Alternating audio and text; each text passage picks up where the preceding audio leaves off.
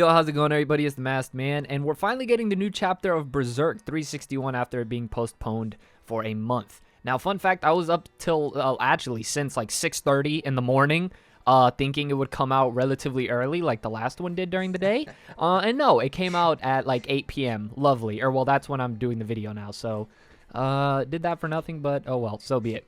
For this video, I brought along Real Life Ryan. Say what's up. What's going on, guys? New Berserk Chapter Day is always a good day. It really is, man. It brings up the like, it's literally what I look towards to. I like mark it on my calendar and whatnot. And Ryan is doing a video on his channel. It's gonna basically be like the run through of the chapter. Kind of consider it like the 1A to this 1B. So make sure to check out that video, which will be in the link in the description below and also on the end screen of the video. But I kind of wanted to get your overall thoughts on the chapter in terms of the context of what it meant. Based off of the other two chapters, what this chapter kind of does for Berserk and the possibilities of the story moving onward and stuff. Oh man, this is just lore, and more lore, which is all right. That's stuff that I enjoy. I still feel like we are, like I said in our last review, I'm pretty sure, we're still in that like calm before the storm area where we're learning a little bit more about the world of Berserk and how it works and a couple of things that we didn't know here and there. And we're still in like a story progressing build up kind of mode, you know? We're not we're not jumping into the action just quite yet. We're still kind of like learning and growing. I wish the chapters came out more frequently, of course. We all do. At least it's not Hunter x Hunter or Vagabond. May they rest in peace. I'm sorry, Ryan. I'm sorry. That hurt, bro. It hurt me too. I like them both. But yeah, some great things that are happening here as far as like the lore of the Berserker armor goes, and even lore of the Elf Island itself and some of its history. So I don't know really what to jump into specifically first. I don't know if anything pops out to you, but I can just kind of pick one off the cuff. Right. I mean, I think the main one for me at least is everything that we know pertaining what they say about the Skull Knight. That's like the major one, but I kind of want to save that for later. Okay. If I'm being honest. So we can kind of get into, I think, a little more of the characters that actually recognize the Skull Knight, if you want to like get into that. Yeah. What is his name? Gedfreen or whatever his name is. Yeah. He's like one of the old wise mages on the island. He said that he knew Skull Knight when he was a child. And he also calls Skull Knight Your Majesty. Right. So there is that as well. Skull Knight also knew the forger of the Berserker armor. I mean, it was kind of implied already that he knew who created the Berserker armor and everything. Right. But we actually get to see the character. Yeah, Hanar. Yeah, Hanar. And dude, he's awesome.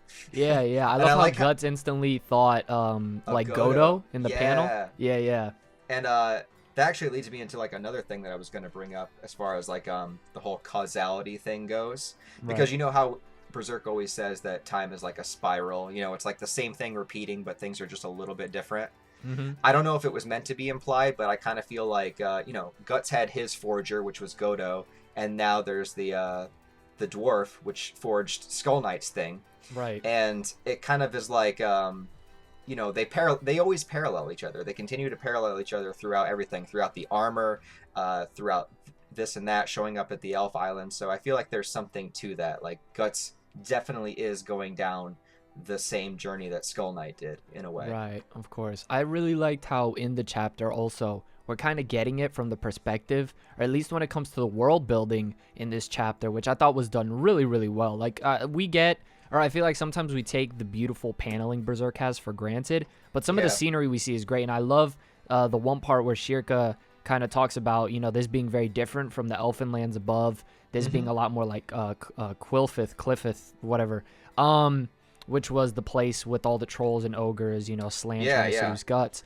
And so I really liked how they kind of showed the darker parts, of, if you will, of the island compared to what we had kind of been exposed to before. Of course, Shirka being cute and whatnot, and Morta just being, Morta.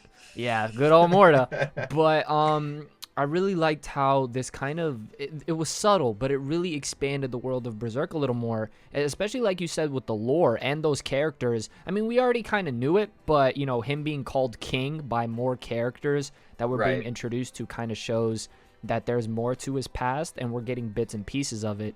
I think the piece that stuck out to me a lot, if I remember correctly, was Hanar talking about not only creating the Berserker armor, but the armor Skull Knight currently wears. Yeah, so this was kind of a little bit of a shock to me because I always assumed that if Skull Knight died in the Berserker armor, I assumed that like his form after death or his astral form or whatever is the reason why we see him as he is now. But Right. this chapter kind of confirms that no, these are definitely two separate pieces of armor. So Right. like there's the Berserker armor that Guts is wearing and also like a specific set of armor that Skull Knight is now wearing. And from what I got out of the dialogue is that like that armor is basically is what is keeping him alive or keeping his Right. soul In a physical form. there Yeah. without passing on to the next world. Like Yeah. yeah. You're I just forget what the line rattling of in your dialogue is coffin. specifically, but it's something similar to that. Right? Yeah, you Yeah, said it. you're rattling in your coffin and whatnot. So that was really good in terms of that. Now, the big thing I want to get into. Also, Casca, Farnese, Serpico, Isidro. Yeah. None of them were in the chapter. Puck wasn't in the Yeah. chapter. I'm okay with that. We got Casca Where's a lot. Roderick? Where's And, my boy Roderick? Right, Roderick. Ugh. Come on, we goodness, Ryan. Okay, but the big thing for me, and this is big for me because I sort of kind of called it in a theory video. It was the white armor theory video, and I got a lot of crap for that video, not gonna lie, because people saw the title and the thumbnail and they're like, oh, that's just some shonen power up, even though they didn't even listen to the thematic breakdown as to why I thought it could work. Even if it's not a white form, I said the armor is gonna get an upgrade, or I could see the armor needing an upgrade in order, for Guts to enter that next level, right? To kind of control that inner darkness and not allow it to take over him. Right. And it just so happens in this chapter, he's talking about the Berserk armor, and he says to him, by judging, Guts talking, or Hanar talking to Guts, he says, but judging by how well you wear it, youngin', it seems like you gotten some use out of it. Guts replies, yeah, it's pulled me back from the brink of death many times. Thanks for that. He says, no need for thanks. You're its owner now. Only that you've used it doesn't mean you've mastered it.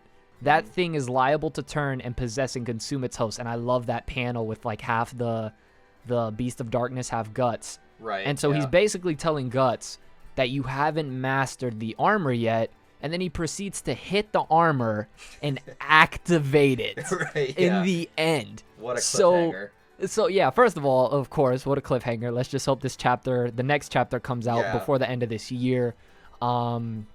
I don't know if we sacrifice enough of our subscribers. You think we'll get? No, let me stop. Let's just try it. Just delete our channels, start from zero. No, I can't even joke about that with what almost happened to me. Right. But that right there is huge. Yeah. Because that implies Guts isn't it's very now, like I've stated it before, that thematically and plot and narrative wise, it wouldn't make sense for Guts to use the Bailet. I think that would violate his character on so many levels. It's not even funny. Yeah. And I always thought either the God Hand would have to get weaker, or the Berserker armor would need an upgrade. And it just so happens that seems to be the likelihood and the you floodgates might get both that were open by the time it's all said and done. Right, exactly. So he hits the armor, activates it, and that panel, it looks so beautiful. Also, it's kind of a reference because that panel looks very, very familiar. The final two panels, where with the thing crawling up his back and then it opening while Guts looks up.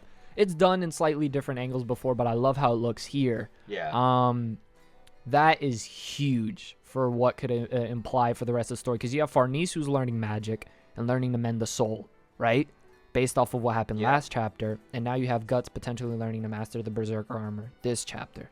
So I don't know. I just really want your thoughts on what that could really mean for the story. I think it's super intense and important. And also what you mentioned earlier about them kind of going into this like darker place with these creatures and stuff like that, and it reminding her of Klipothoth or whatever it's called. I think that like thematically kind of plays into what might be happening with Guts, in that there is this darker area, this dark space, so whether it's that area or the Berserker armor. But like, notice when they went down there, even though there were like nasty creatures and whatnot, it's not like they were all killing and raping and doing everything that happened with like in the troll den and everything. They were just kind of existing. Like they weren't really causing harm to anything. They're just darker creatures. And so like, to me, the way I interpret that is that it's kind of that like parallel, like you can't have light without dark kind of thing. You have to find that balance and whatnot. And I think that relates directly to Guts and what's happening with him. Yeah, is that with the Berserker armor is like there is a way to channel his rage, his inner darkness, the fury that's within him, that's exactly. not in like a horrible, destructive way, which is what he has been doing, like for the most part of Berserk, other than like a few moments and whatnot. And I think Um, that my fault real quick, but I just want to throw this yeah. in there because I'm not very big on Carl Jung and his theories and whatnot, Mm-hmm. even though I admire Miura greatly for being able to incorporate it so well. Because last time I checked, and don't quote me on this, Miura is very big on Carl Jung's teachings, right? So Yeah, one from of what I the know. from one of the key aspects, and again, don't quote me on this because I'm not entirely familiar, but I was listening to a speech by Jordan Peterson about the best men he knows are dangerous. So they're not just Mm. obedient pets. These Mm-hmm. are men that have incorporated their shadow into the persona, if I believe so. If that's the correct terminology to use. So I think this is the perfect representation of that. That Guts is incorporating that dark, destructive side in a way that it becomes productive and positive to not only him, but to those around him and society in Yes. general. Yeah, yeah. So hopefully I described it well. If I didn't, you can yell at me in the comments. But No, I think you did. I think you did. And that's kind of what I've always talked about. Because some people get me wrong when I say Guts needs to get rid of the Beast of Darkness. They mean that, like, oh, that means Guts should just go lay in a field of flowers and never do anything, right, yeah, badass again. like he's I'm like, the no, goody two shoes now. that's not what I'm saying. I'm saying that, like, the Beast of Darkness aspect of him is destroying who he is. But that doesn't Right, mean that he can't channel.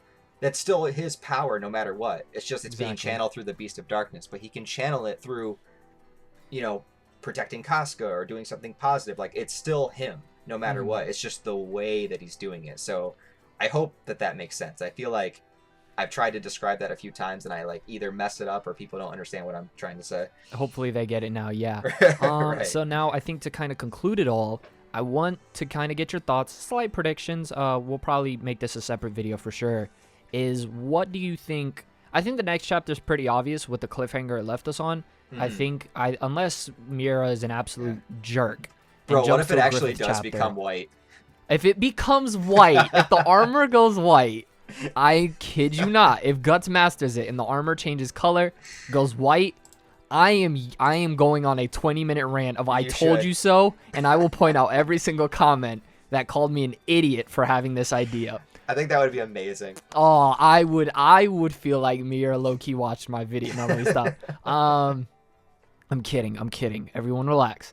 But yeah, the next chapter, I think that's probably what it'll be focused on, right? Hmm. Guts, trying to learn to master the armor. That would be very interesting also, because I'm being a little optimistic here, is Yeah. that we get a slight flashback from the Skull Knight attempting to master the armor, but failing. Yeah. That Actually, would be a really I'm with neat you. tie-in. Actually, that was actually another little point I was going to bring up Oh, that I okay. forgot about was that so if Skull Knight died in the original Berserker armor that Guts is wearing, Right. maybe Hanar or the dwarf character is going to like upgrade it to like fix his mistake, like perhaps that was a flaw. I don't know, I might be completely wrong here, but like Mm-hmm.